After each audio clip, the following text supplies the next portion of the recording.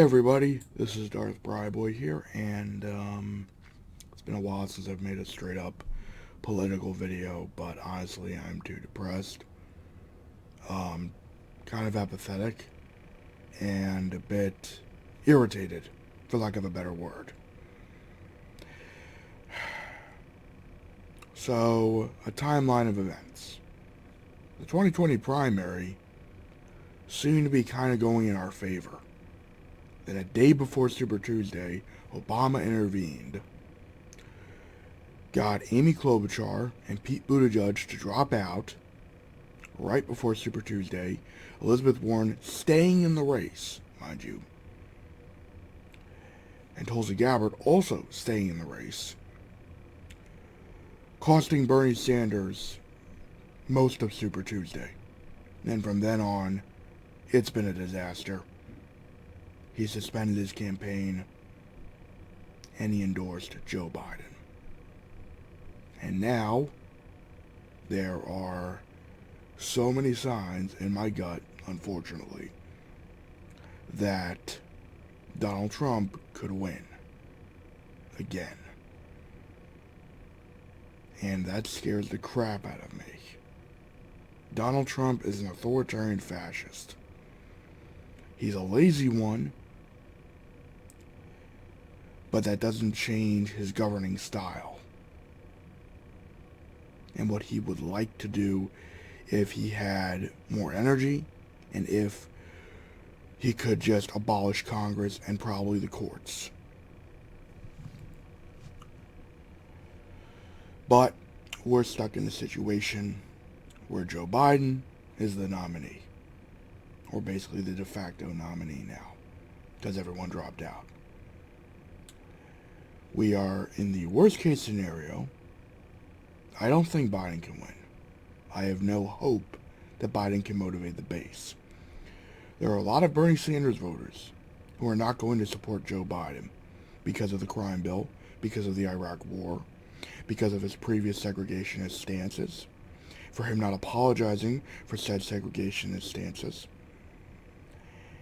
and for him pretty much bragging that he supported the Iraq war. There are many flaws in Biden's record. And on a side note, there is now a credible rape allegation against Joe Biden. So that's fun. It's kind of amazing. It's amazing that the Democratic Party somehow made Hillary Clinton look good by comparison as a motivator for the base. Let's keep in mind, everyone talks about the popular vote. Everybody talks about the popular vote. I'm sure in previous videos I made, I talked about the popular vote. But here's the reality. The popular vote doesn't mean a damn thing. If it meant a damn thing, then Hillary Clinton would have won. Al Gore would have won. But we don't live in that timeline. We live in the here and now. And right now we're stuck in the worst fucking timeline. So I live in a swing state. So you can imagine who I'm voting for, unfortunately. I will be voting for Joe Biden in November. Fortunately, my primary hasn't happened yet. So I will be voting for Bernie Sanders in the primary, Joe Biden in the general. Honestly, I've gone back and forth whether to go Green Party or Joe Biden because of this rape allegation. And it disgusts me. It angers me to no end. And I feel horrible for even saying I will vote for Joe Biden. But it's called the lesser of two evils for a reason. And there was a good Sam Cedar video that went into reasons to vote for Joe Biden. I don't think Biden will be as terrible as Trump when it comes to immigration, when it comes to supporting white supremacy. I'm not going to call it white nationalism. I'm going to call it what it is, white supremacy. The Democratic Party amazes me. Their ability to consistently screw up is astounding. I shouldn't be surprised. But I'm more saddened than anything else. I'm sad that we don't have Bernie Sanders as the nominee, because I think he would have defeated Trump very easily. And I think he would have won the nomination if Obama didn't intervene. That's the thing that pissed me off the most. that because of Obama's intervention, he is now guaranteed 2 terms of Trump. If I'm proven wrong, great. I'd like to be proven wrong. I know what will happen if there is a second term of Trump. We barely managed to survive a first term, now with an outbreak happening. It pisses me off. It pisses me off. We could have voted for someone in the general who didn't have any of the flaws Biden has, who didn't have any of the sexual assault or sexual harassment allegations that Joe Biden had. The problem with Bernie Sanders, in the final analysis, is that Bernie Sanders is too kind of a person. Because he was too kind. Because he showed clear signs of hurt in some debates, especially that one with Elizabeth Warren, when Warren was just hammering into Bernie. You could see the pain in his eyes and in his face. Bernie doesn't want to be blamed unfairly for giving Trump another term, which is what the liberals will do. The liberals will somehow manage to attack and berate Bernie Sanders despite him doing everything they wanted. And that is the most pathetic. It is absolutely pathetic, the levels of pettiness and stupidity liberals have. You know, at least you're a conservative or a Republican. You know they're not your friend. You know they don't agree with you. You know they'll potentially stab you in the back politically.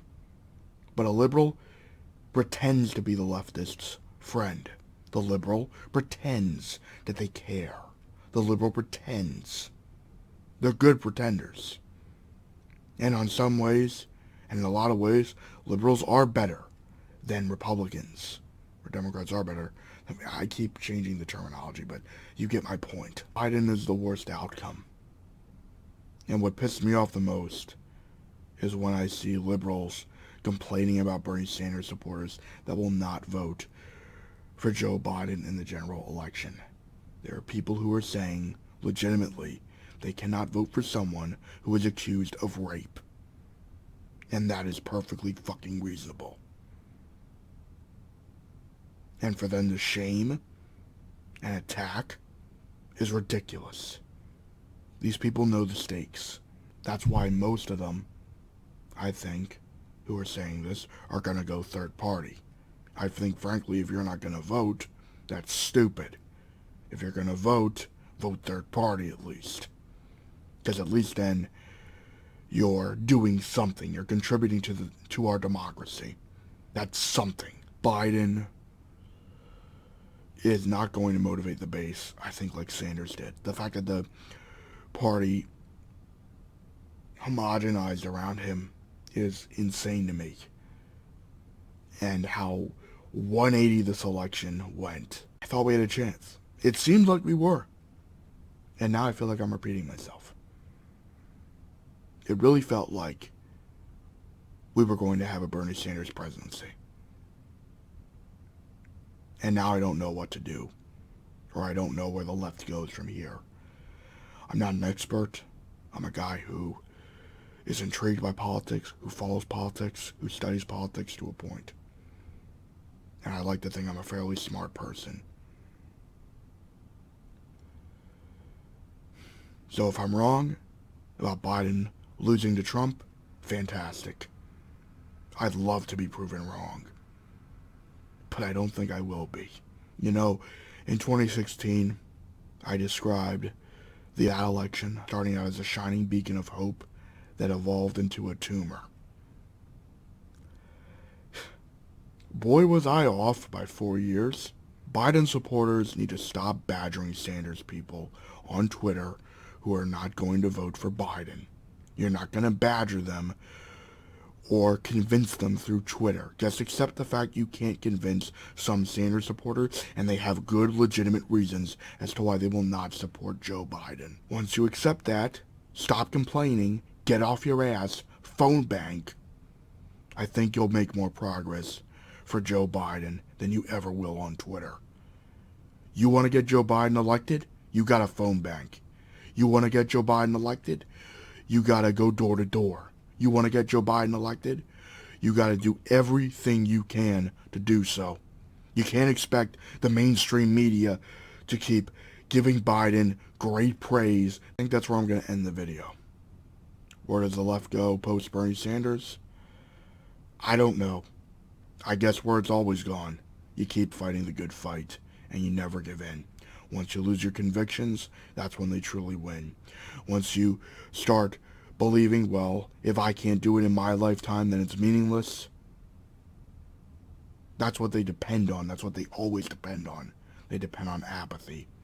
And you cannot give in to apathy. And I know that's ironic considering the fact I said I'm apathetic, but I know I will be playing the long game.